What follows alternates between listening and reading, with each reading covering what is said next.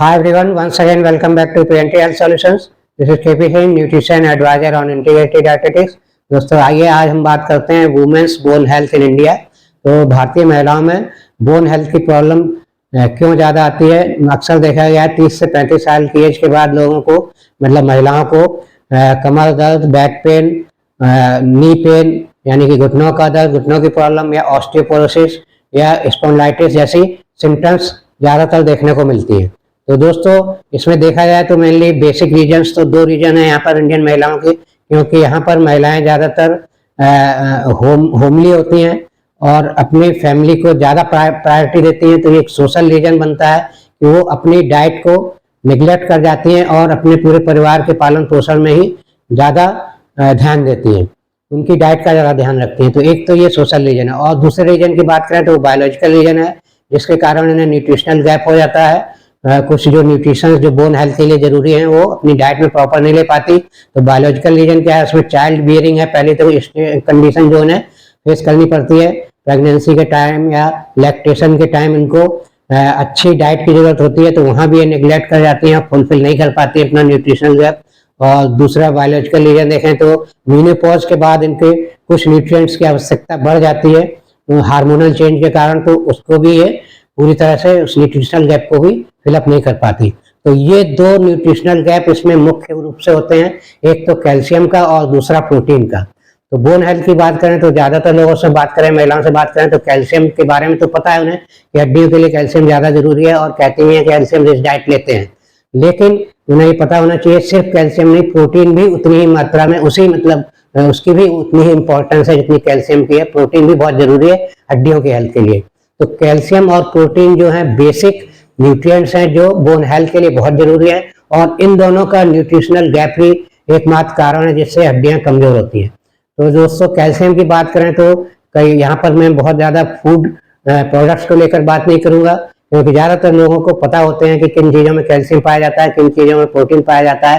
क्योंकि जब हम बात करते हैं तो लोग कहते हैं हाँ हम कैल्शियम रिच डाइट भी ले रहे हैं, प्रोटीन रिच डाइट भी ले रहे हैं, लेकिन जब वो लिस्ट आउट किए जाते हैं आइटम्स और उनको क्वांटिटी वाइज अगर उनका हम असेसमेंट करें तो ज़्यादातर केसेस में 90% से ज़्यादा केसेस में महिलाओं में पाया गया है कि कैल्शियम वो नहीं पूरा ले पाती है। कैल्शियम रिच डाइट लेने वाली महिलाएं भी 600-700 मिलीग्राम से ज़्यादा कैल्शियम पर डे नहीं ले पाती है, जबकि कैल्शियम का रिक्वायरमेंट महिलाओं के केस में देखें तो लगभग 1200 मिलीग्राम पर डे का होता है। तो हमेशा कैल्शियम का न्यूट्रिशनल गैप क्रिएट हो जाता है और ये आगे चलकर एज बढ़ने के साथ साथ प्रॉब्लम्स देने लगता है।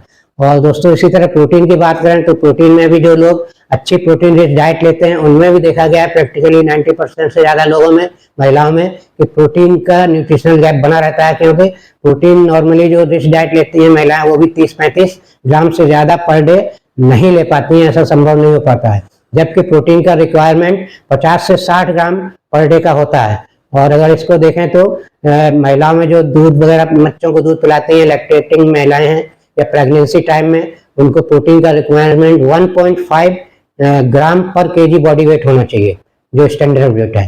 तो इस तरह से देखें तो कैल्शियम और प्रोटीन दोनों का ही न्यूट्रिशनल गैप महिलाओं में रहता है, इंडियन महिलाओं में ज़्यादातर। और इसी तरह उन्हें करीब 35 साल की एज के बाद या मेनोपॉज के बाद बहुत सारी हड्डी से रिलेटेड प्रॉब्लम्स का सामना करना पड़ता है।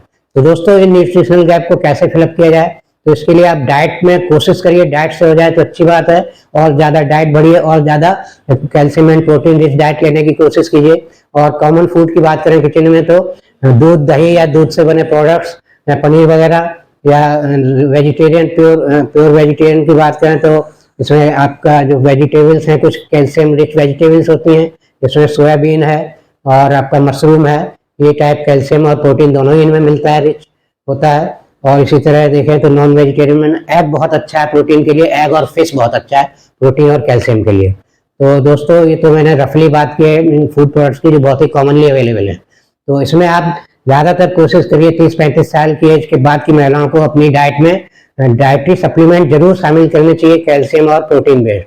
तो कैल्शियम और प्रोटीन बेस्ड अच्छी क्वालिटी के डाइटरी सप्लीमेंट लेने चाहिए।